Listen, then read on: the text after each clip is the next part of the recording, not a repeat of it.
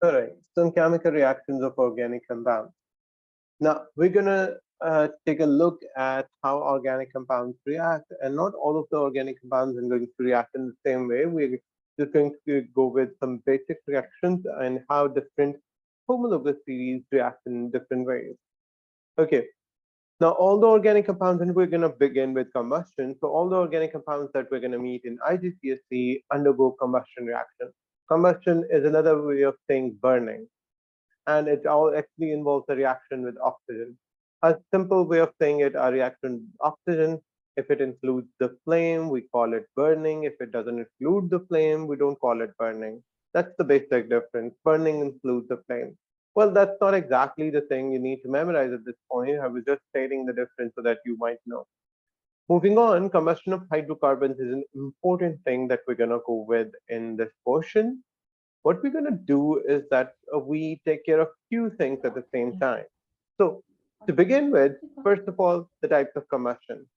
Combustion of hydrocarbon can happen in excess oxygen. We're going to name it as complete combustion. This is also written on the next page, not this one, but next, and the pages after it, especially in the Alkanes chapter. We call it complete combustion. In excess oxygen, the products are carbon dioxide and water, and it releases a large amount of heat energy. For example, propane burns with in oxygen, it gives us carbon dioxide water. Butane may also burn in oxygen, it may also give carbon dioxide in water. The products are same for most of the hydrocarbons, carbon dioxide in water in excess of oxygen. What happens is that this reaction is mostly used for the production of large amount of heat energy, and then that energy is used for different purposes. For example, propane burning is commonly used in stoves, in camping stoves, and that is commonly used for cooking of food or for heating purposes. So what is about this reaction that we need to understand and that we need to know, and that comes as a part of your paper? Those are balancing of equations. So what I'm going to do is that I'm going to pause the recording for a little while, and I'm going to open up the whiteboard, and we're going to practice a few equations because that's one of the most important things from this part.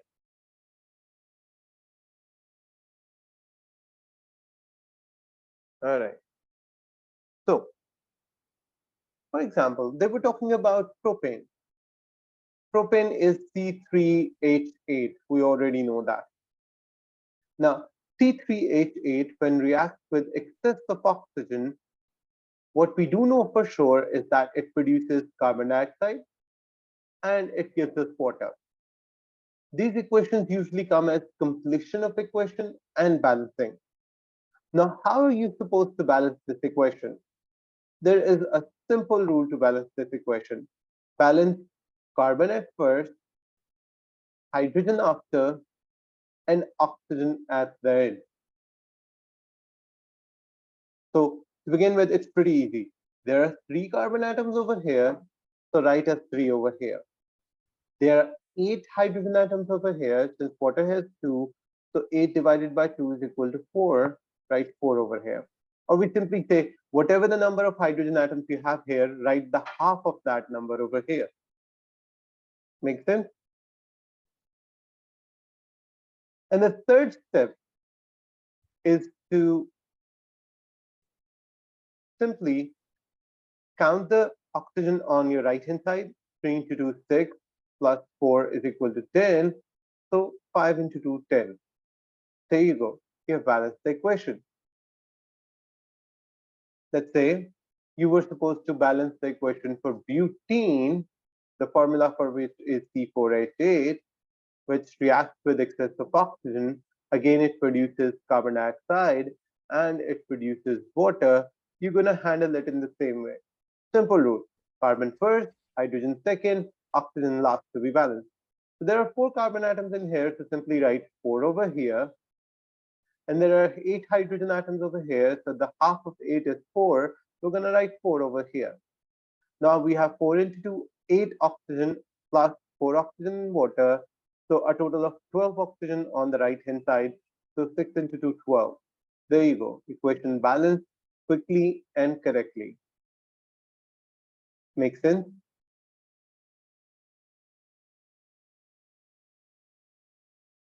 Can you hear me?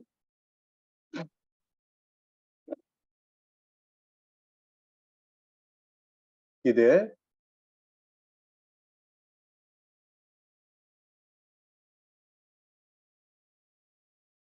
Can you hear me?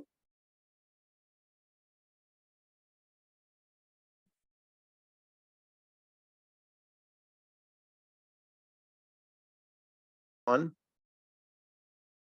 I'm going to write one more equation. Let's consider pence 1-ene this time. The formula for which is C5H10. It reacts with excess of oxygen. The products are carbon dioxide and water. So let's now balance the equation. Go ahead. Give it a try. Remember the rule. The first one to be balanced is carbon, the second one hydrogen, and last one should be the oxygen.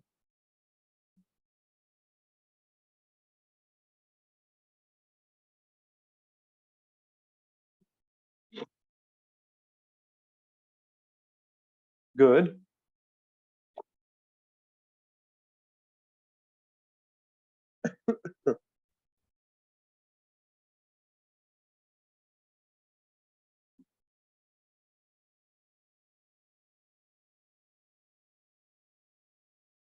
That's right.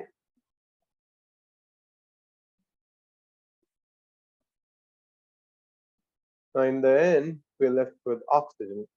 Now let me explain. We are keeping oxygen for the end because on your left, oxygen is present as a part of a single species, the oxygen gas itself, but oxygen is present on the right-hand side as a part of two different species. Oxygen is a part of carbon dioxide gas. Oxygen is also a part of water. So when one species on one side is divided into or bifurcated into different species, two or more than two on the other side, we always keep that kind of element to be balanced at the end. That's why we started off with carbon, it was the easiest, then hydrogen, and finally we're gonna take care of oxygen at the end. I don't know what number to put for oxygen.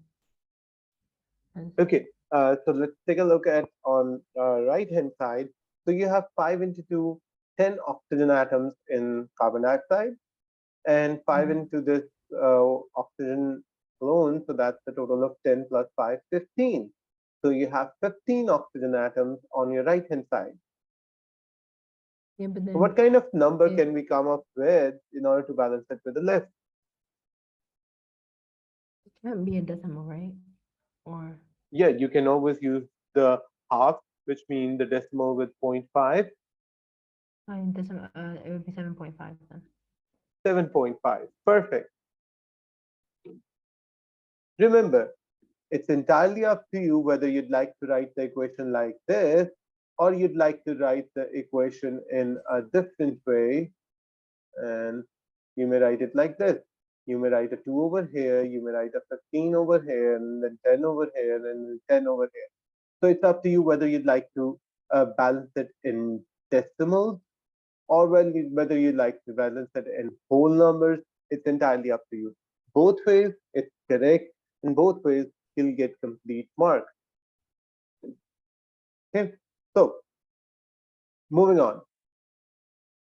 Um, let's take another example. Now, in your book, you actually had equations for more compounds. For example, in your book, you had equations for alcohol. Now, let's talk about the most basic of alcohol that we even begin our examples with ethanol. Now, ethanol's formula is C2H6O.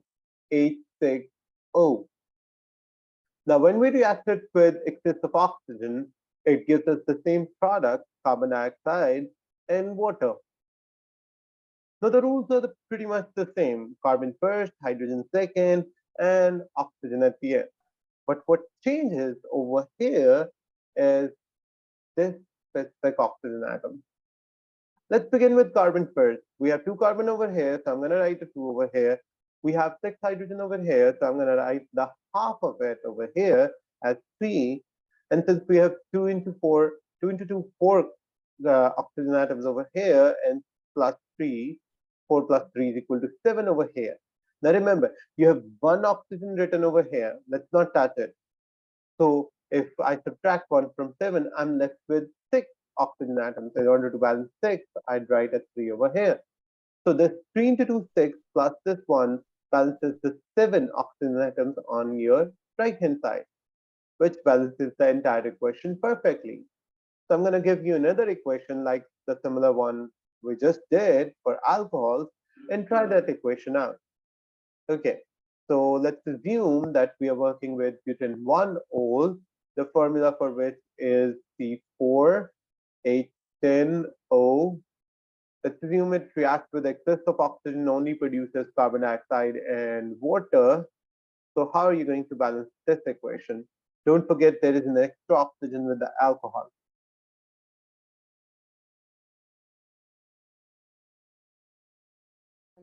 Go on. I got a bit. So the carbon and the hydrogen are balanced in the same way. So at least the first 2 steps of your procession are going to be the same as the previous ones. Yeah.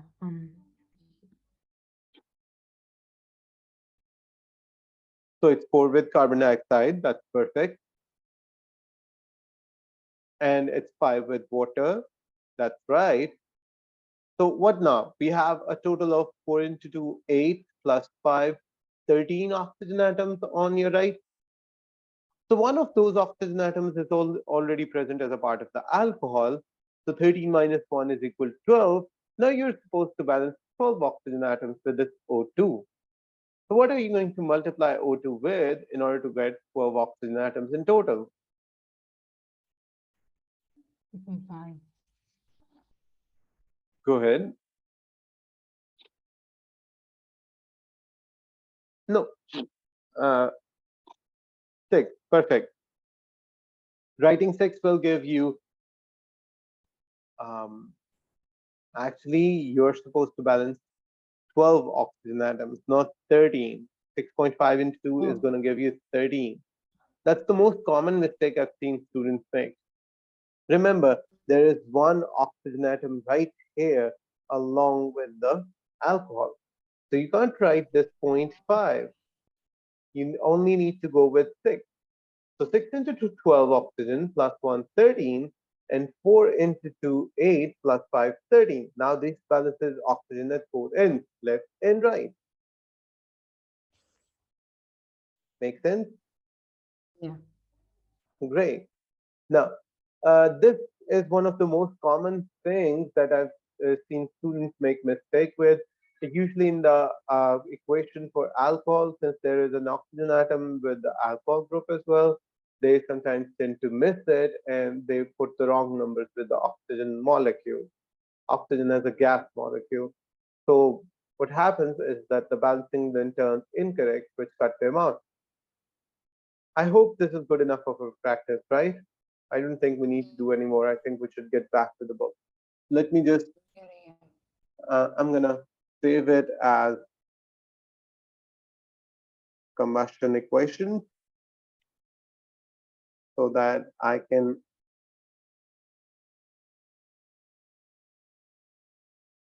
save the image. Great. So let's get back to your book. If you don't mind, So, coming one second. Just one second. sure. I have to get something here. Sure. Take your time. Recording. So the next kind of reaction is substitution. And as the word suggests, one atom or group of atoms would be replacing or substituting the other atom or group of atoms. And it's the same way we define this, the whole reaction, but just with the meaning. So a substitution reaction is when an atom or group of atoms is replaced by a different atom or group of atoms. This commonly happens in organic reactions. Substitution is one of the common types of reactions For example, hydrogen atoms in hydrocarbons, specifically alkanes, can be replaced by halogen atoms. By halogen,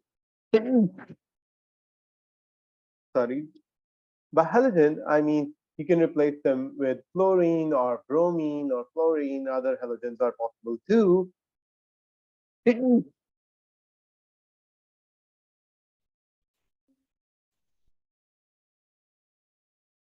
Sorry, I think it's the start of the flu. So getting back to it, you can replace hydrogens with halogens. Now, let's take an example reaction.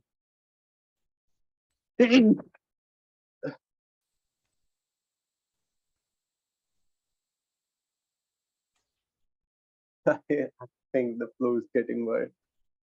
Sorry, by the way. Okay, so in this specific case, we are going to react an alkane, in this case ethane, with an halogen, and the halogen is bromine gas. Take a look. This ethane molecule, C2H6,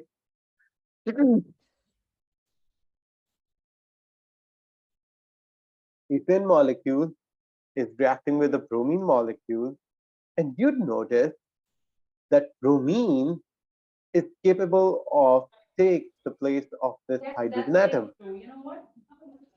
So much Yes, so wait, that sorry for the background noise.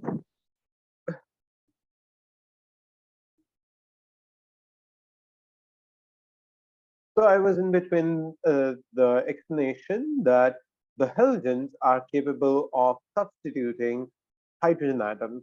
You'd notice that the halogen atom would be capable of substituting hydrogen and taking its place in the organic compound, so much so you would see that this atom is written over here, and the hydrogen takes its place, and the hydrogen is written over here, like this. We call this simple substitution. An atom taking place of another atom. It may be a group of atoms taking place of a whole group of atom or atoms. Anything is possible. So it can happen with atoms or group of atoms replacing one another. The different ones replace the different ones.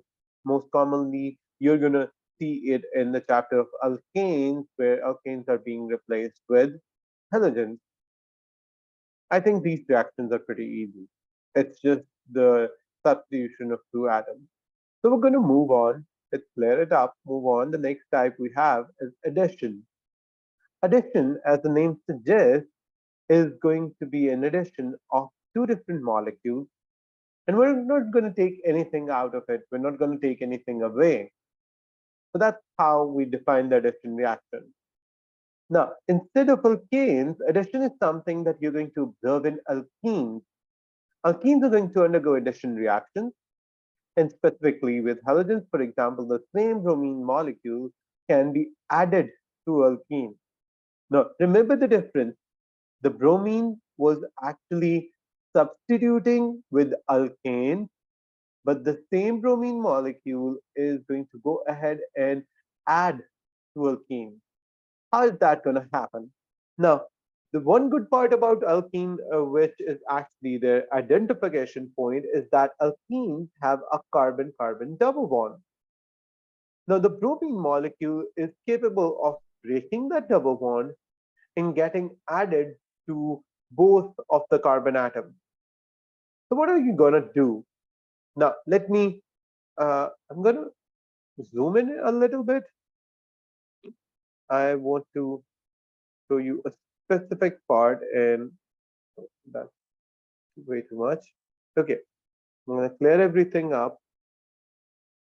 I'm going to use blue since that's not a part of any of the writing over here. Okay, now what is going to happen is that you are going to take a look at this bond. On one side of the bond, you'll find the atoms. Add those atoms to one of the carbon atoms in the doubly bonded carbon system. And on the other end of the bond, you'll find the other set of atom or group of atoms. Whatever you do find, you are going to attach it to the other carbon atom among the doubly bonded carbon atoms. At the same time, since you're supposed to balance the bonds in carbon, and I hope you remember from the previous part of the chapter that carbon can make a total of 4 bonds. So if we're going to get adding one atom to each carbon atom in this whole ethene structure, in order to balance the number of bonds, it actually breaks the double bond into a single one. So you won't see the two lines anymore. You'll only see a single line. This makes every carbon atom, both of them actually on the doubly bonded carbon atoms, capable of making one bond with this bromine atom and another with this bromine atom. That's how addition takes place. Simply speaking, addition converts a double bond into a single bond, and the entire molecule is broken down into two parts. One part is added to each carbon atom in the way that the whole molecule can be added to the other molecule without taking anything away. Make sense? Yeah, makes sense. Yeah, now, if this makes sense to you, you're going to find this one easier as well, since you're going to follow the same footsteps every time. Convert the double bond into a single bond, whichever molecule you're going to add, divide it in half, add one half to one of the doubly bonded carbon atoms and the other half to the other doubly bonded carbon atom. And there you go. Your addition process is complete. Both of the molecules have been added, and there are no other byproducts, which gives us the idea that addition usually results in a single product. All right, which was definitely not the case with our substitution. Now, if you see substitution, you'd notice that two of the molecules react, and among those two molecules, two atoms or group of atoms substitute in such a way that you also get a two sets of products. You actually get products, not a single product. All right, but it's a single product in case of addition. So that works as a difference. If you understand the difference between these reactions, you're going to find them easy as per the scheme I told you about how to take the reactions and how to add them or how to substitute them to one another. My bad, I keep zooming in appropriately. And that actually completes the chapter.